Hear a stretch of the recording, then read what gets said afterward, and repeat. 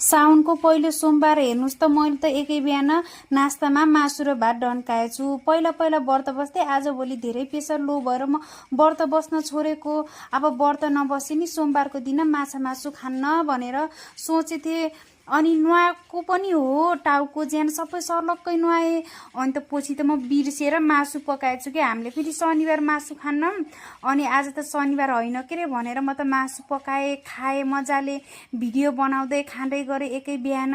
नास्तामै हो कि मलाई फेरि गेस्ट्रिक भएर रोटी खाँदा, अनि त्यही भएर आज त भातै खान्छु भनेर नास्तामा मैले भात खाएँ। अनि मजाले भात खाएँ, भिडियो बनाएँ है। मलाई थाहा छैन सोमबार भनेर। पछि खाना खाएर भ्याएर यसो मोबाइल खोलेर फेसबुकतिर यसो हेरेको त सबैले आज साउनको पहिलो सोमबार भनेर फोटो भिडियोहरू पोस्ट गरेको देख्छु।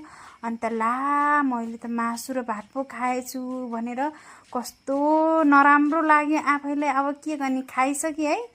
अब अन्जानमा खाएको हो के रे भनेर चिट्ट बुझाएँ।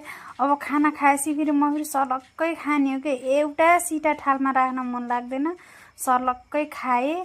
अब हड्डी सड्डी पनि चुसेर खाने हो कि, मेरो बानी फेरि हड्डी पनि चपाएर खाने बानी छ। अलि यो साह्रो परेछ, चपाउन सकेन, त्यही भएर हड्डी छोडिदिएँ मैले।